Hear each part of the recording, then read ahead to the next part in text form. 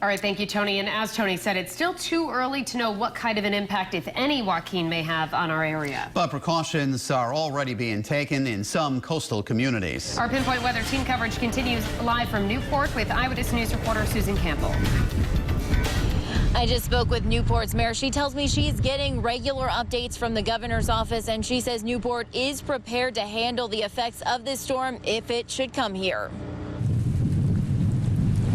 Sailors are still on the water, and tourists are still snapping photos on Newport's famed cliff walk. It's a typical fall day in Newport, but there's a storm brewing, and we wanted to know how the city is preparing in case Hurricane Joaquin visits the Ocean State. You can be assured that city staff and also the state and national have been giving us almost hourly updates. The mayor says Newport has also learned lessons and made improvements following other storms the city has weathered. We don't take anything lightly in terms of hurricanes. The most recent, Hurricane Sandy in 2012. The superstorm destroyed part of the cliff walk and cost millions to fix. What they've done at the cliff walk is truly to reinforce the pathway, the areas.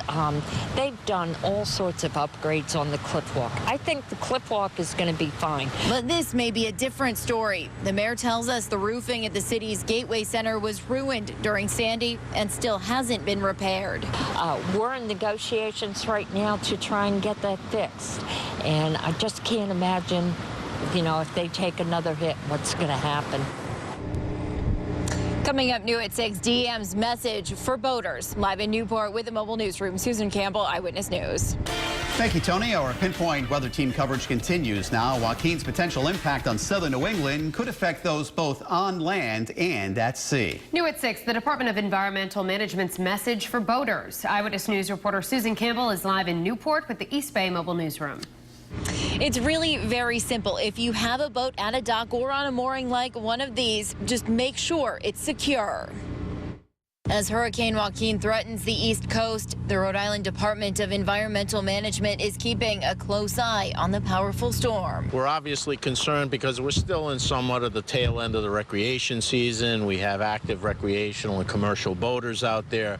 Of course, our sport fishermen are still out there, and so that's the concern. Do people need to get their boats off the moorings and up out of the water? Well, at this point, obviously, we would highly recommend that those that are at docks and those particularly at moorings to make sure that they're secured, that they take additional, preparations for that, but also that they continue to monitor their vessels in case they should break free. The DEM also has concerns about campers who may find themselves surrounded by tall trees in threatening winds. We're prepared. Our staff is out there already outfitted, making sure the proper equipment's in place. I think we're prepared as we can be at this point, but obviously, like everybody else, just watching the weather.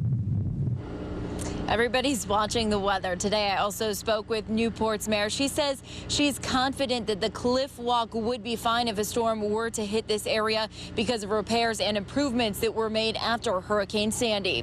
Live in Newport with the mobile newsroom, Susan Campbell, Eyewitness News.